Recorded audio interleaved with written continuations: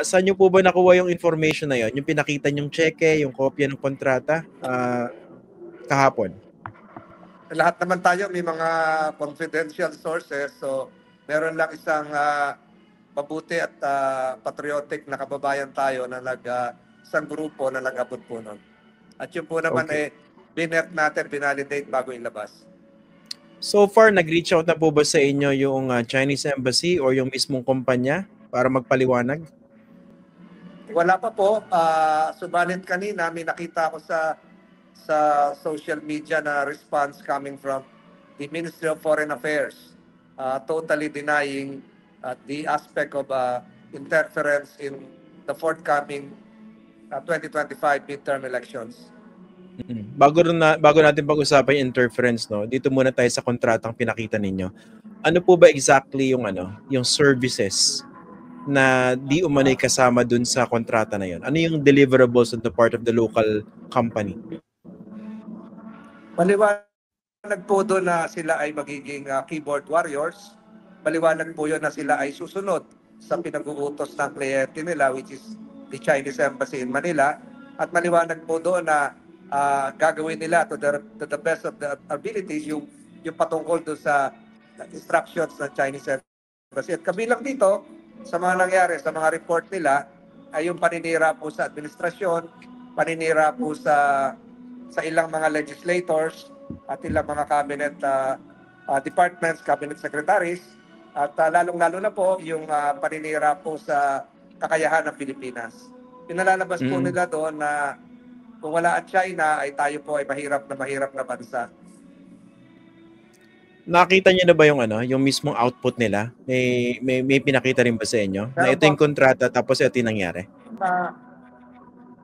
Meron po ako mga screenshots ng mga resulta.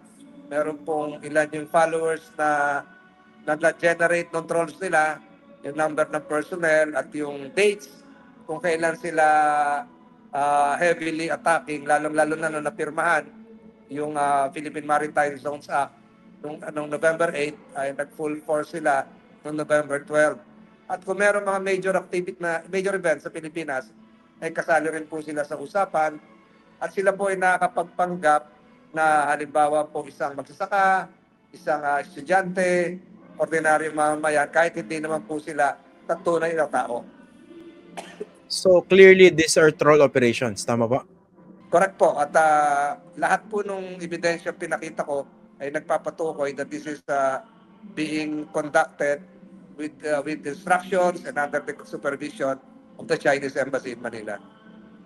Merong So gaano kalawak yung operation na yan? Naku, taon na po ito. Taon na po ito. Meron 2022, meron 2023 na mga messages na kung hawak. Meron pa atang 2021 at lalong-lalo na po nung na-approve yung mga EDCA sites, nag-escalate po yung kanilang operations. Meron din ba kayo na-trace na intersection or overlaps dito sa messaging nitong troll operations na ito dun sa mga Duterte narratives naman? Ay, hindi ko sasabihin directly, pero yung mga events na nangyari nitong mga nakaraang linggo ay nag-escalate din po. At nakalisabay din po ito sa lumalabas ngayon na Reuters report naman na nagpapatunay na after March 11 na talagang lalong humataw po, lalo nag-escalate po yung mga ganitong operations. March 11 meaning the date of the arrest and turnover of Duterte to the ICC. Parang ganun po. Yun po yung report ng Reuters. Okay, pero anong susunod na hakbang dito sa findings na ito?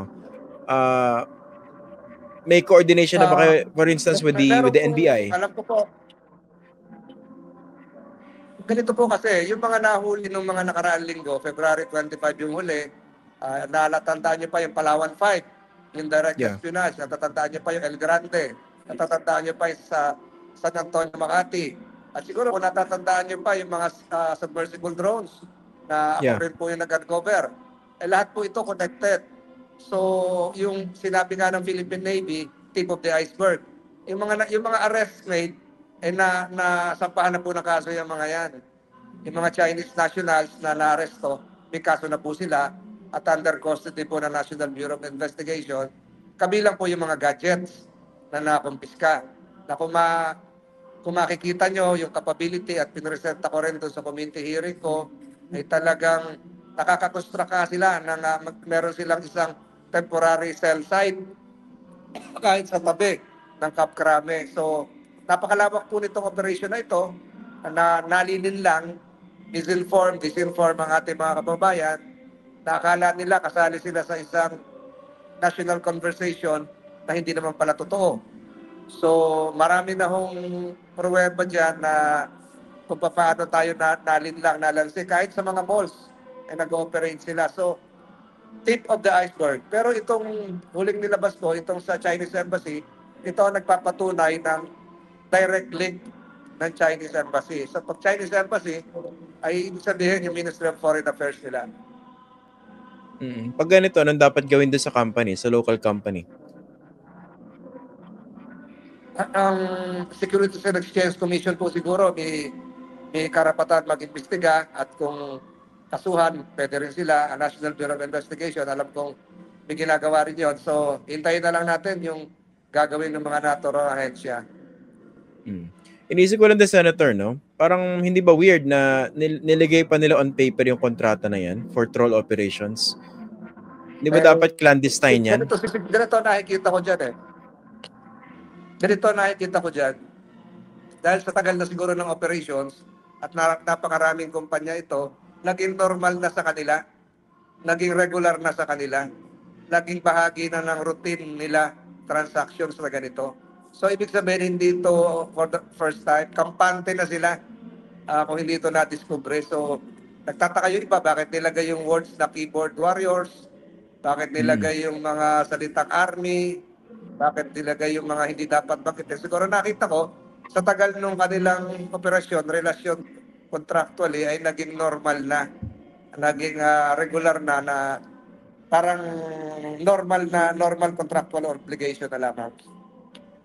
Sa pag-imbestiga po ninyo, Senator, meron din po ba kayong mga na-establish na links between dito sa mga ganitong troll operations or amplification of China narratives with Filipino vloggers, for instance, o kaya mga so-called experts or analysts, pero yung pala nagtatrabaho for China?